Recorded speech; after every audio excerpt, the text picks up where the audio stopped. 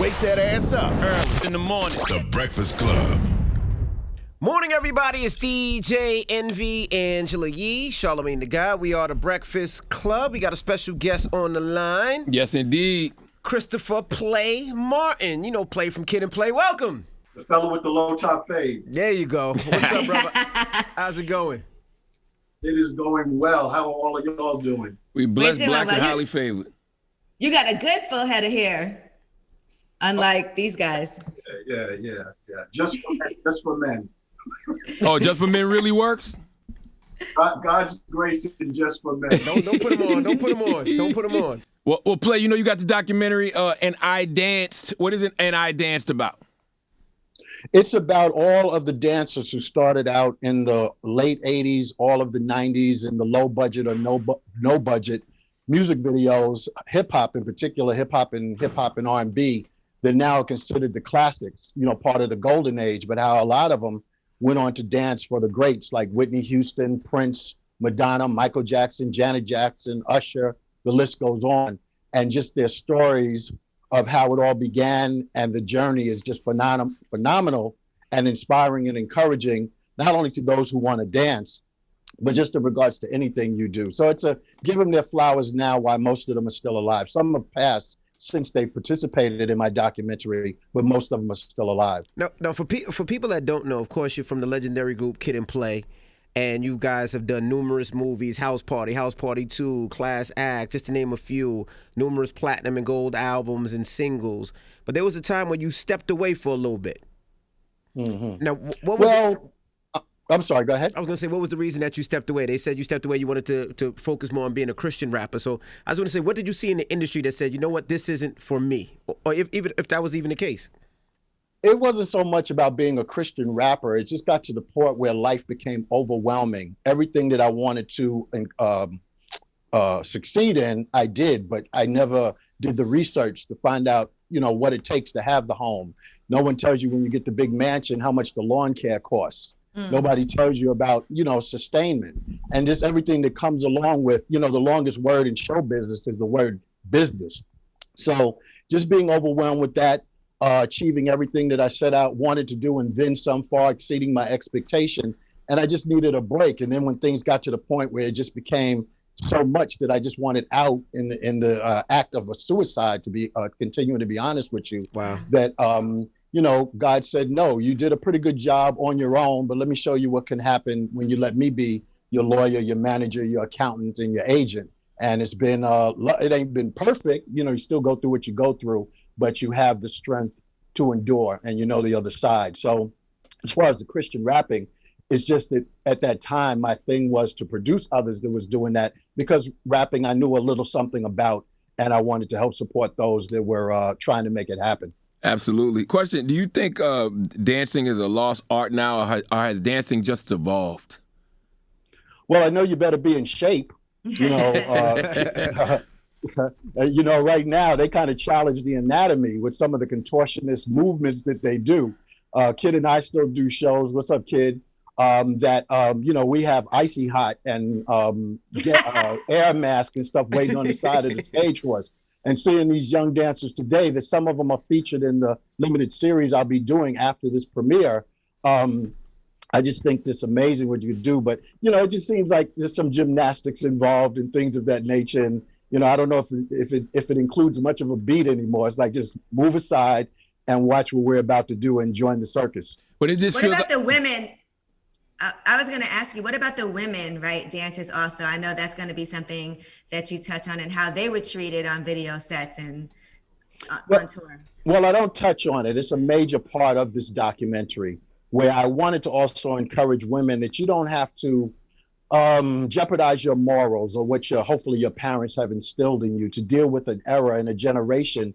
And we get into that where you didn't even know back then the shape that a lot of these women had, because it was all baggy clothes, and they got the positions they got because of their skills. So it wasn't until you had those, back then the independent record labels had those great social parties, those holiday parties and stuff, and those young ladies, dancers would put those little black dresses on, and you'd be like, whoa, where did that come from? So it wasn't so much about how they looked, their shape. It was about their skills So that's like the subplot or the sub message in this right under the line of just having a lot of fun, hearing the music that's in it, hearing the stories, and going back to a time where maybe we didn't appreciate it as much as we should have. But now, with everything going on today, like Versus does, like D Nice with his Club Quarantine, nostalgia, and just having a good time for 2 hours in this piece. What do you think that, you don't even see people dancing anymore? Like, you don't see, like, when I was DJing early on, you would see guys and girls dancing, people dancing together, slow music, like they were doing things. You don't see that anymore. What do you think it went left, or why they don't do that What anymore? if it's your DJ set? What if you just trash? Nah, it's every DJ, bro. But go ahead. I was waiting for the 1-2 punch from Charlamagne. It's But always, anyway, the thing is that, it's interesting because now that they're getting ready to do this reboot of House Party, which I'm humbled by, I don't know if there'll be any involvement on our part in it. Either way, it's cool. I'm just wondering how they're going to pull that off, because that movie and others like it dealt with a time where, that kind of stuff was happening, Blue Lights in the Basement, House Party, and even other movies, even with music videos. I do a lot of lecturing, and when I've taught classes and stuff before, that if you notice those music videos, then most of them had the backdrop of a school. Most of them had antics in a school, in a lunchroom with the teacher, or outside of just after school. So it subliminally gave a message to the viewer that school is the place to be. Right. I asked someone, when's the last time you saw a music video that had anything to do in a high school or even a college? So I don't know when it actually took place, but everyone has the opportunity to tell their story and rap or express what their environment is. And, art is always about imitating life. So really, we got to look at the community and the environments of a lot of people. And maybe people, there's this thing right now where it's like men don't trust women and women don't trust men. So why would I do something as intimate as dancing close with you or showing vulnerability, So I don't know. How important was the art of dancing, the hip hop in the 80s and 90s? Because it feel like to me back then, it was like every rapper knew how to do something. It's very important. Like one of the things I have in this documentary is artists speaking on it as well. I have Genuine, Omarion, and many others, 7th Street, Danny Lee, all of them. But Kwame says something very interesting where he talks about the fact that it was mandatory at one time for the rapper or the performer to have dancers in it. And then also music was made then, and not to say that it's not now, but it was really prevalent then. When you were in the studio making records, your objective was this record has got to get people on the dance floor. That was the objective. I don't know if that's the same objective today. So who would you say, and who's in this documentary are some of the most iconic dancers that we're going to be focusing on? Well, who don't I have? Some I have in there. People might have forgot even dance, like Flex Alexander. He started out with a group called the Mop Tops. He's in it. We have, I can really go there. We have Boogaloo Shrimp from Breaking. Wow. We have, I have 2 of the original Soul Train gang dancers. Wow. One of them Soul passed. Train. Yes, because all of the dancers, most of them in the interviews all start out with saying how Soul Train influenced them. That was their Saturday morning. Mm-hmm. So I also have, there's so many to name that I was so blessed to get Fendi, who used to dance with EPMD, Stretch Buddha. I got Scoob a Lover that was with Kane, and Sean Bailey, who was with G-Rap. I have Leg 1 and Leg 2, who was with MC Light. I have Heart and Soul, who was with Bobby Brown. I have Omar, who danced in the Madonna video Vogue. I mean, I could go on. It's not fair to leave anyone out. That's amazing. That sounds amazing. Why didn't you call me? Oh, stop. Well, like I had to learn, I didn't know who danced, and don't do it. I'm just messing with you. What about Chubb Rock? I remember his dances used to be amazing. Hot Dog. That would have been nice to get him. See, this thing took over 7 years to make, believe it or not. Wow. I didn't get a bunch of money in my pocket to do this. It was literally a labor of love. It just so happened when Kid and I started on this tour, it was only supposed to be like 2 weeks, which is called the I Love the 90s tour. It ended up going into 5 or 6 years. Wow. So God blessed me to be in a position that as we traveled, I want to give a shout out to my 2 co-producers with this, Shane Johnson Bob and Danielle Ortiz. Danielle Ortiz was on the West Coast. Shane was on the East Coast, and they would be in touch with me to let me know the cities I was going to perform in, who lived there now, and to be able to arrange a meeting with them, because some of these interviews took place in my hotel suite. So so that took a while, and then COVID kicked in, and that was a delay. So you know, I forgot what the question was. Forgive me, but hopefully I answered it. You know. Do you and Kid break down the classic Kid and Play dance? Man, if we don't do that, they probably won't pay us the money for our show, or either the audiences will throw things at us. So it's you know, it's our showstopper. We'll put it like that. You know, definitely. No, I'm saying, do you break it down in I Dance? Do you break down the origins of that dance? Oh well, no, I don't think so. I don't remember. I know that the woman or the group that was involved, Nonstop, with Little Bit, Swatch, and Hi-Hat, they were very instrumental, because when Kid and I finally was going out on tour, the promoters didn't want to give us the money we wanted to bring dancers out. So we had to incorporate the dancing by dancing and rapping ourselves. So it came out of an urgency. But with Nadine, known as Hi-Hat, she was the one that helped us come up with ideas, and out of that brainstorming, that was birthed. But Hi-Hat is known for her most popular, famous work is being a choreographer for a long time with all of Missy Elliott's earlier and mid videos. So she was the one that created the Kid and Play kick step that everybody does and everything. No, I wouldn't say that. I don't remember. I just know what we all did back then. So much stuff was made up out of fun and just clowning around. And when you got a reaction to whatever, you did it. I just know with her and the group Nonstop, it was a time we were all together trying to figure out what Kid and I could do and still rap at the same time. So she comes to mind. So it would really be a collaborative effort. But no, I would love to say her, but I really don't remember verbatim who did what, because it was always about, let's try this. Okay, what if we do this? Whatever. It was always a group effort. Even in the music, you know, it's kind of hard, you know, to try and say I should get a writer's credit for that, because, you know, you put this sentence in there and that could be true, but really everybody came together to create something great.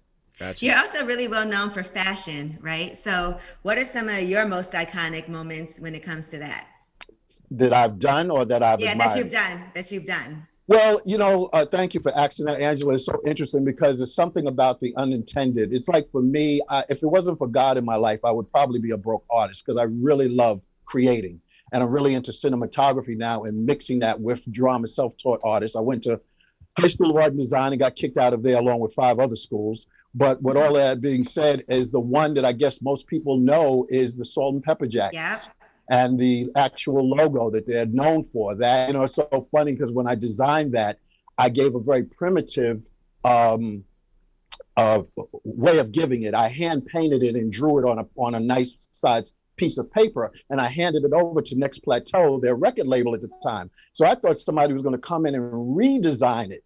But what they did was they just took a screenshot of it, and when you see the very first album, which was, I think, Salt, I forgot which one it was. It's Shake Your Thing, that big single. That was when the logo was first introduced. If you look at that album and you look at the bottom of the P in that logo, you see play in the bottom of the P. They took what I did and just actually used it. But the jackets, that was my design. And I thank God for my mentor and good friend, Dapper Dan. That was a collaborative effort because he put it together. And I lived at the shop, because we had to have those jackets done for Push It. Dapper, much respect due, love him, is that he was known back then for missing deadlines, which would get people really pissed. So Herbie and I knew that I'd have to stay there in front of him to just have that, you know, keep reminding him we need these jackets. So I think I lived at that shop for almost 2 days. I know I didn't go home and bathe or anything. And as soon as the jackets were done, I had to hop on a plane to go to where the video was shot. The big logo behind them was hand painted in my apartment, the big mural. So that, the 2 Hype velour sweatshirts that was done at Dapper Dan too, I designed those. I did a lot of stuff for Heavy D. I did stuff for Michael Jordan. I've done the School of Hard Knocks. I started that line and walked away from it. Yeah, I did not know that. I did not know that was yours. Yeah, that was a big thing that myself and Gerard Murray, known at Bonds. Yeah, at Bonds and Corona. Big shout out to Corona and East Elmhurst in the building. But we were on the 59th Street Bridge, leaving Queens, going to Manhattan. And the big thing that was happening then was the African American College Allegiance line. Yep. Yeah, my man Chris. Chris owns it. Yeah, and Lattimore. So what happened was, like I said, I got kicked out of like 5 high schools. If it wasn't for hip hop, God using hip hop, I wouldn't be on here with you. Either I'd be in an early grave or in prison or something. So But what ended up happening was we was voicing our opinion about maybe, best I can remember, like, how about people who didn't go to college, something for them. And that's how we came up with the name. And if you look at Martin, when he first wore it, that was my design, the big hockey shirt. Matter of fact, I did, Angela, to your question, the first 6 episodes or 12 episodes of Def Jam Comedy on Martin Lawrence, all those outfits were mine. Wow, that is so dope. Yeah. So when things got crazy for me, going through a divorce and all that kind of stuff, and life just kicking in, I walked away from a lot of stuff and just pretty much gave it away. And that's how that went. For people that don't know, that's the Queen's 7. You see every artist in Queens has it. Everybody has it. The Queen's 7 with the School of Hard Knocks with everybody from Queens that's doing something on the back of it. I always thought that was. I didn't know that was your line. Well, that's what it evolved into after I left. Before that, if you remember, it was a big letter saying School of Hard Knocks. Yep. That was the first thing. That was the ones I was doing. After that, that's when it evolved into, I think, the character Bolo. But I had another character where, if you look at street signs and you see the bald head and the don't walk or whatever, I had that with a graduation cap and gown on with boxing gloves. I still have a lot of that stuff. If I knew I was going to get into it, I would pull it out and show you those things. You should make all that stuff NFTs.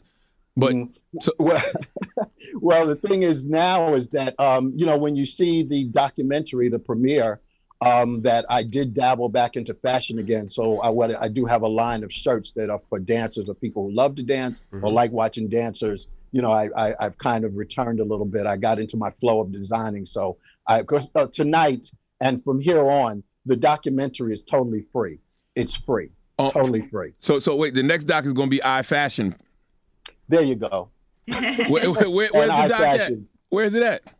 It's on Streamwaves. Waves is spelled WAZE.com. All on social media. My social media handle is _playgrounds with a Z at the end. I'm big on the word Z. But Streamwaves is produced and the visionary of Ron Lawrence, otherwise known as Amin Ra. He is my childhood teenage friend. All of us came up together. Herbie Lovebug, me, him, Eric B. All of us came from the same neighborhood. Cool G Rap. All of us came up together. And Ron is known for hits like Hypnotized, Biggie's Hypnotized, Jay-Z's Where I'm From, Aretha Franklin hits, Mary J. Blige hits, LL Cool J hits, the list goes on. But he's created this streaming network that's for those who may have issues or can't get on a Netflix or a Hulu or whatever. And it's done by us and owned by us. And that's his thing. So that's us supporting each other and introducing our things together. Black excellence. Word. Did you watch the Salt and Pepper Lifetime movie? I did. What'd you think of it? Well, I text Salt right away, right after the first time I get introduced or I'm portrayed in it, and they say, that's Play, and he's a dog. And I'm like, Playboy. Wow. I mean, at that time. Yeah, well, that was the full name, Playboy. I mean, when people know you well, they'll shorten your name. Like, my name is Christopher, so close people or family will call me Chris, even though I don't like it. I've matured now, I like Christopher. But so Play was short. So no, at that time, I was having fun. Yeah, I love, peace, unity, and having fun. That's the motto, right? That's right. So when does iDance come out? It's out on the 29th. Can I say today? Yeah, sure. Yeah, it's today. It's a matter of fact, it ended up being perfect because today is actually no jive. Did I say jive? You did. Yes, you did. No kidding. Right on. Show you right. But anyway, that's what my Big Daddy Kane buddy, that he's into that 70s thing. But anyway, it's today, the 29th, and today just happens to be officially International Dance Day. Wow. So, yes, it's real. You can Google it. It's very real because I just learned about it. And I wanted this to be an occasion that it's not just an isolated situation. I want other communities, ethnic groups, dance styles, Texas dancing, step dancing, waltz, whatever. We all secretly admire hip hop. We do. It's influenced us so much. And when some people love it from afar, but they don't feel like they're really invited to be there. So I would hope doing it on this day provides that subliminal opportunity and invitation for them to be like, yeah, we're invited. Play said we could come, and because it's International Dance Day, so it's theirs. But I really wanted, again, to just give flowers to all these incredible dancers. I didn't get everyone I wanted, but I got so many. And some didn't even make it on this, but they're making it in the series. But I think everyone's going to have a good time, a really, really good time. Just, going down memory lane and knowing where the dance moves came from, the names to the dancers, how things came to be. One dancer in particular, Omar, who people know, he was the light-skinned one that always danced with Janet Jackson with the bald head. When I'll go ahead and give this because it didn't make it in the thing, it'll make it in the series. He was too young to get legally into the club, so he would sneak in through the back. So one particular night when he snuck in through the back, him and his crew got caught.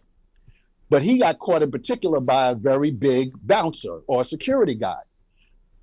I'm kind of paraphrasing, but I'm really close to the story. They both looked in each other's eyes, and the security guy said, Omar? And Omar looks at the guy and he goes, Dad? And that was when he met his father for the first time. Well, how did he know that was his dad? They just recognized each other from pictures or Wow. whatever. Yeah, I mean, it's just that moment, and, not judging whatever happened that brought it to that point. But dance played a part of that. He was, I forgot to mention that. I believe it was the Latin Quarter, and him and his crew would sneak in to do a cypher and just dance to Ill. And he met his dad. What if the bouncer would have beat him up and didn't realize beat him up, threw him out? Imagine that settlement. Wow, I got to watch our dance. Well, Play, we appreciate you for checking in, man. And you can check it out today. Where can they see it again? It's on streamwaves.com. But if you go to my handle on IG, _playgrounds with a Z at the end. But if you just Google, there's so many of the other dancers that's putting it up. But you'll get the direct link that'll take you right there. It's free, no strings attached. I wanted none of that. None of that. I wanted everybody to. I didn't want money to get in the way of this. So that's what's up. Yeah, at 8 o'clock. Right. 8 o'clock. All right. Well, congrats on this. I know this was really close and near and dear to your heart. So I think it's amazing. It's an honor to be here. I mean that with real talk. I'm not telling you what I think you want to hear. Thank you, Charlamagne, for making this happen. And I watch y'all whenever I can. And your journalism, your ever since me and Kid last left y'all, from the heart, love. Thank you, brother. Appreciate you, King. All right. Christopher Play Martin, it's The Breakfast Club. Good morning.